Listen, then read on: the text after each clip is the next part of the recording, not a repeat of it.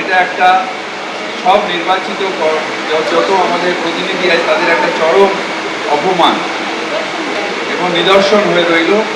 ধরুন আমরা অ্যাসেম্বলি ডাকলো আর সেখানে অ্যাসেম্বলি খোলা হলো না, পার্লামেন্ট ডাকলো পার্লামেন্ট খোলা হলো না, এটা একটা নিদর্শন হয়ে রইল।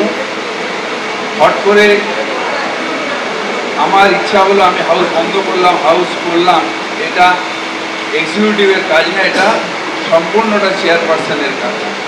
সুতরাং অ্যাক্ট অনুযায়ী চেয়ারপারসনকে যেরকম চলতে হবে, মেয়রকে চলতে হবে, এক্সিকিউটিভকে চলতে হবে।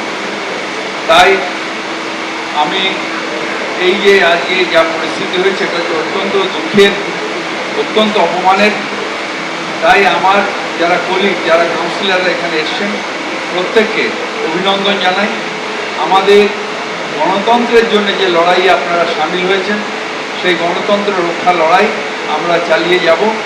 আমার নির্দেশ পাঠিয়েছিলাম যে খেলাটা খুলে দিন, আমরা অধিবেশন করব, আমরা ইলেক্টেড জনপ্রতিনিধি, কিন্তু এরা এখনো খোলেনি এবং এখানে অধিবেশন করছি। পুরসভার মাসিক অধিবেশন বসে, শতাব্দী প্রাচীন যে হাউসের জন্য যে নির্দিষ্ট জায়গা সেখানে, কিন্তু সেই ঘরের তালা খোলা হলো না চিঠি দেওয়ার পরও।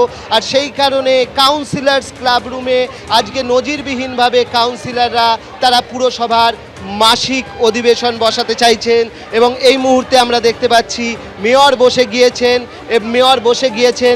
মেয়র পারিষদরা বসে গিয়েছেন, মিনিটস তৈরি হয়েছে এবং তার পাশাপাশি এই মুহূর্তে চেয়ারপারসন বসছেন। সমস্ত কাউন্সিলররা যারা তৃণমূলের রয়েছেন তারা উপস্থিত হয়েছেন